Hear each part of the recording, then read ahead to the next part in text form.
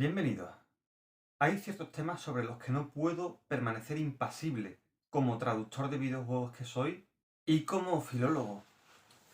Para quienes no me conozcan y su primera toma de contacto con este canal y conmigo sea este vídeo, me presento. Soy Rod Mérida, licenciado en Filología Árabe por la Universidad Hispalense y máster en Enseñanza de Lengua Extranjera, especializado en inglés. A lo largo de mis años de estudio he tenido ocasión de estudiar y aprender varios idiomas, como el inglés, francés, italiano, portugués, árabe, persa, algo de japonés y mi poquito de alemán y de egipcio jeroglífico. Además de eso, he realizado varias traducciones de videojuegos antiguos de rol con abundante cantidad de texto al castellano. Algunos de ellos juegos que no salieron de Japón y que no contaban con ninguna traducción a nuestro idioma, como es el caso del Dragon Quest 3, que ya cité el otro día, del Bahamut Dragoon y de otros juegos. Otros juegos como el Chrono Trigger, el Final Fantasy VI. Tras esta breve toma de contacto, si bien este canal hasta ahora ha estado dedicado a la historia de la informática, quiero iniciar una sección especializada en cuestiones de tipo filológico. Cuestiones que se interrelacionan de algún modo u otro, en mayor o menor medida, con la traducción, pero que no son directamente temas de videojuegos. Ya hice un vídeo inicial hablando sobre la situación del castellano en Cataluña, y hoy quiero dedicar un vídeo a hablar sobre la tan cacareada cuestión del llamado lenguaje inclusivo. Lo que se le llama lenguaje inclusivo. Que vamos a ver sobre eso, qué hay de verdad y qué hay de mito. Se le llama lenguaje inclusivo al hecho de utilizar palabras que contengan tanto el género gramatical masculino como femenino en una misma palabra. Resulta que el español ya tiene un mecanismo para hacer esto, y es utilizar el llamado género neutro o no marcado, que es la forma base de la palabra, el masculino. La forma que te encuentras en un diccionario. Cuando tú vas a buscar una palabra en un diccionario, te viene por lo general la forma masculina, porque es la forma base. Salvo que la palabra solo tenga femenino. Palabras como por ejemplo rata es una palabra femenina y su forma base es esa, es una forma femenina. Palabras como oveja, cabra, no te ponen cabrón, no te ponen rato ni nada, ¿no? Te ponen rata, cabra, oveja. Ese es el género neutro no marcado para esa especie de animal. Gallina. El género neutro no marcado de la especie de la gallina es la gallina, no el gallo. El gallo sería género marcado, en este caso masculino. Es decir, todas las palabras tienen una forma base. En la mayoría de palabras de nuestro idioma es el masculino, pero hay excepciones.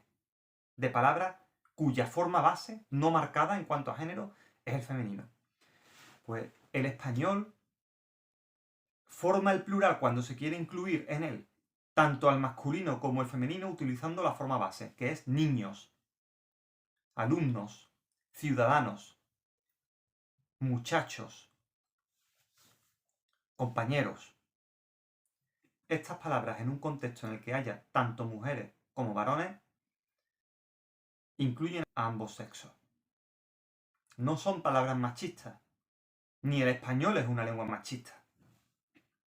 Porque habría que decir que, por ejemplo, el catalán hace exactamente lo mismo.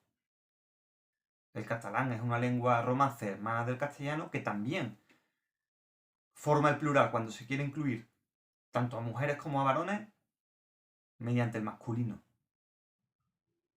Y como el catalán, todas las lenguas romances que provienen del latín. El italiano, el francés, el gallego-portugués. Al menos todas las lenguas romances occidentales.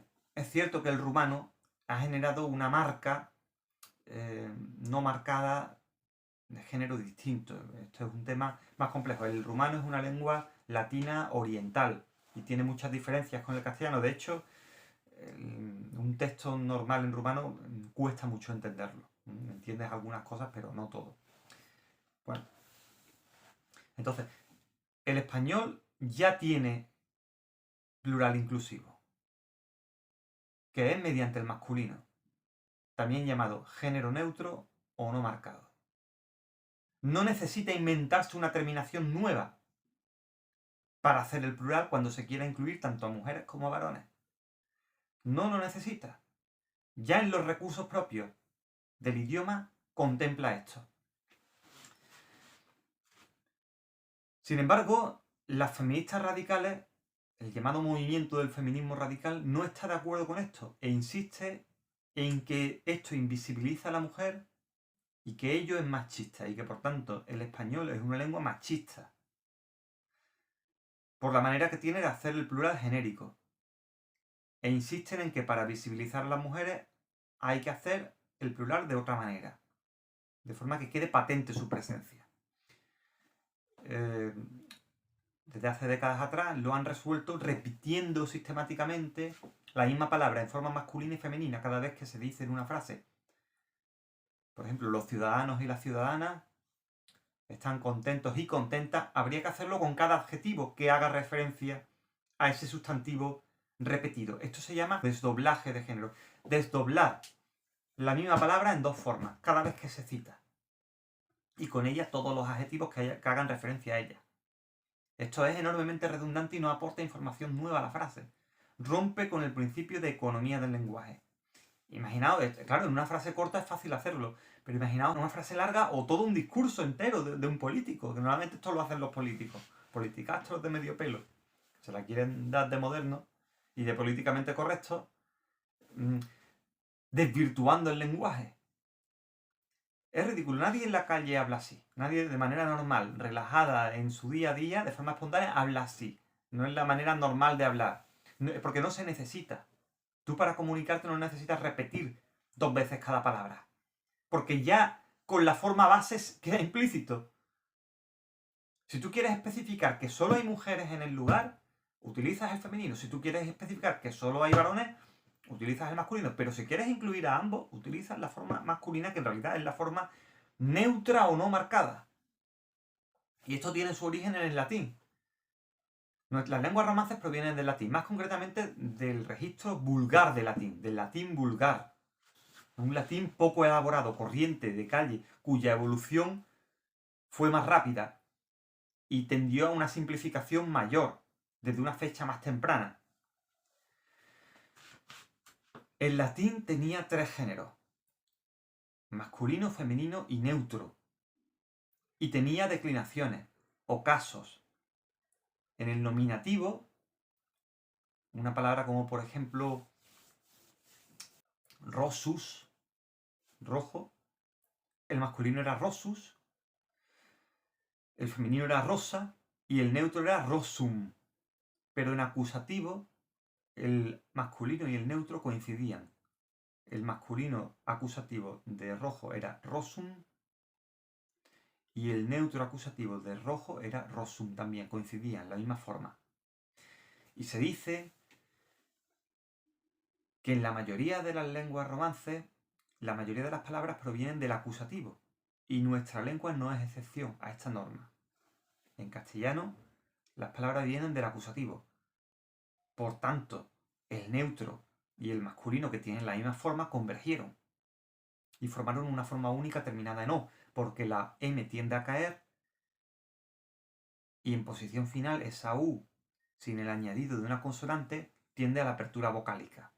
Salvo en el dialecto arcaizante bable o asturleonés, que algunos consideran idioma, en realidad serían idiomas, porque hay varios bables distintos que incluso no se entienden entre sí. Ya hablé de esto en el capítulo anterior, de baluarte filológico.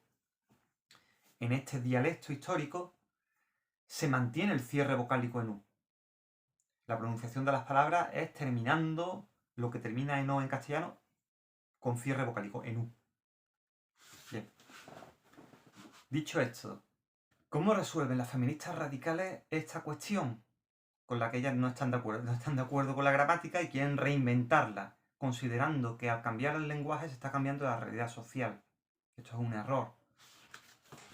El lenguaje sigue su propia evolución y responde a la manera en que lo utiliza la mayoría de la comunidad. No cambia por capricho, ni mucho menos por decreto de un grupo reducido de personas. La gente no cambia su manera de pensar y de hablar día a día porque alguien lo decrete, lo decida o lo imponga. Tratan de resolver la cuestión por una parte mediante el desdoblaje de género, repitiendo la palabra 2 veces cada vez cuando es susceptible de incluir tanto a varones como a mujeres, y con ello todo adjetivo, todo artículo y todo demostrativo que haga referencia a sustantivo, lo cual cae en la redundancia y la artificialidad y rompe con el criterio de economía del lenguaje, como he dicho. Y la otra manera que tienen es inventarse terminaciones nuevas. Ya puede ser con representación únicamente escrita o metiendo nuevas letras que incluso alteren el lenguaje en cuanto a pronunciación. La famosa E, lo de decir todes o chiques, ¿no? Galimatías, porque en realidad es un galimatías. Cada vez que tú estás hablando tienes que pensar que esa palabra lleva una terminación que podría incluir tanto a mujeres como a varones y tienes que convertirla a E y hacerlo con todas las palabras que les pase esto. O se te va a olvidar y no lo vas a hacer en muchas de las palabras, con lo cual ya estás rompiendo tu propia concordancia, o la gente se va a reír de ti. Pues es ridículo, ¿no? No es una forma natural de hablar. No es una forma que al hablante nativo le diga algo. No transmite significado. Habría que ver si las feministas piensan así, cuando no solamente... Pero claro, en la lengua no solamente se habla, la lengua se piensa. Tú tienes tu discurso interno. Tú cuando estás pensando lo haces con el lenguaje. Estás construyendo ideas y frases a partir de oraciones. Entonces, la otra forma en que lo resuelven a caballo entre las dos citadas es mediante el uso de la arroba, es decir, de un signo extraalfabético que cumpla la misma función que cumpliría la vocal O, cuando tiene valor de género neutro o no marcado. Sucede que la arroba en realidad no es una letra, es una abreviatura. Es la abreviatura de ánfora. Procede de una A con una virgulilla puesta encima que representa una N. Esa virgulilla se fue haciendo con el tiempo de forma circular, alrededor de la A. En los escritos medievales era muy común que cuando se querían abreviar las cosas para que ocupara menos superficie escrita y la escritura fuera más rápida, un recurso muy común era poner la N en forma de virgulilla encima de la letra. Por ejemplo, si había una A seguida de N o una vocal seguida de N, esa N se representaba como un rabillo de la ñ puesto encima. Y esto se hacía también, por ejemplo, después de algunas consonantes, como por ejemplo la doble N. La doble N se fue representando como una N con el rabito de la ñ encima. Que como en castellano antiguo la doble N se comenzó a pronunciar ñ, dio lugar a una nueva letra en nuestro idioma, que hoy se considera letra del alfabeto, la ñ. Pero claro, estamos hablando de que ese signo de la arroba se comenzó a utilizar como unidad de peso y medida para contabilizar las mercancías de los barcos.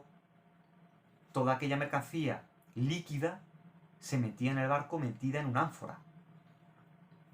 Porque la ánfora termina en pico, no tiene la base plana y por tanto no se vuelca, ya que se puede meter en unos círculos de madera. Y entonces con el continuo vaivén del barco, eso no se vuelca. Este signo terminó extendiéndose a la unidad de peso premétrica de la arroba. Era una unidad de peso anterior al sistema métrico que tenía un valor variable según la región.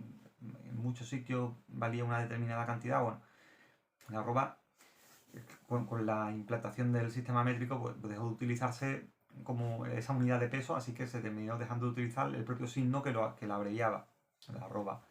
Y hoy día ha quedado solamente para los correos electrónicos, como un signo informático, ¿no? La arroba separaría la cuenta del servidor. Si el servidor es hotmail.com, la cuenta puede ser, por ejemplo, Rod Mérida, o en el caso de la dirección de correo del canal, retrospectiva con y, @gmail.com, pues gmail.com sería el servidor y retrospectiva con y sería la cuenta registrada en ese servidor que tiene un espacio reservado. Esto viene de que en inglés el signo de la arroba se comenzó a utilizar para abreviar la preposición at, lo cual viene a su vez de que en latín, en el Renacimiento, se comenzó a utilizar el signo de la arroba para abreviar la preposición ad, terminada en de, que significaba hacia, o a. Bien. Estos son los tres sistemas que tienen las feministas. Pero claro, si nosotros tuviéramos que leer la arroba de alguna manera, la deberíamos leer como ar o como an. Entonces, si yo digo niños y lo escribo la o con arroba, tendría que leer niñars o niñans para que fuera una lectura correcta de este signo. Igual que si yo pongo una km de kilómetro y lo utilizo como forma de plural, como marca de plural, y yo escribo, por ejemplo, niños y en lugar de o pongo una km, voy a tener que leer niños, ¿vale? Es lógico, porque es lo que representan en esa grafía. O incluso niños kilómetros. No tiene sentido. Ya el español tiene formas de hacer esto, como ya he dicho, que es mediante el género neutro o no marcado, diciendo niños. Y ahí se entiende que si en esa aula de la escuela hay alumnas y alumnos, se están incluyendo a ambos. Cuando se quiera referir uno solamente a las alumnas, lo pondrá en femenino. Es así. Y si quiere especificar, pues dirá solo los niños, las niñas no. Y ya está. Bien. Con esta cuestión pretendo zanjar todo el debate o pseudo debate del género neutro o no marcado, del mal llamado plural inclusivo. ¿Qué pasa con la E? Con inventarse terminaciones. Algunas incluso dicen que tiene que ser la I, ¿no? Porque la E sería los travestis. Entonces la I sería un cuarto género, ¿no? Como hay infinitos géneros en esta teoría del feminismo radical. Cada uno es lo que se quiera considerar. Pues la I sería lo indefinido, ¿no? Una locura. Entonces al final, ¿qué quedamos?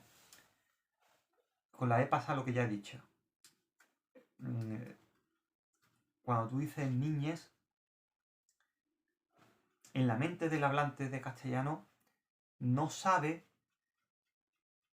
qué es esa E. Porque esa E no es ni masculino ni femenino, es la nada. Es una cosa metida ahí. Entonces,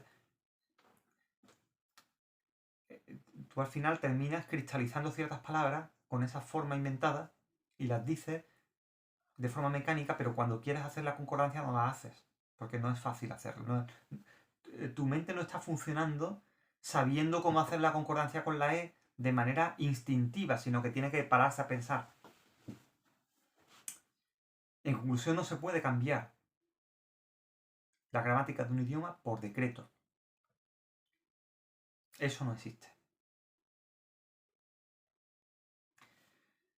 Eso ha sido todo hasta hoy con este capítulo de la nueva sección que voy a dedicar a cuestiones de tipo filológico que tengan que ver con la traducción de videojuegos, pero que no se circunscriban únicamente a los videojuegos. Sean cuestiones que atañan al idioma, cuestiones incluso que interesen al público promedio. Me puede servir de alguna manera para atraer a público nuevo a este canal, público que a priori no esté interesado en la cuestión de la historia de la informática ni de los videojuegos.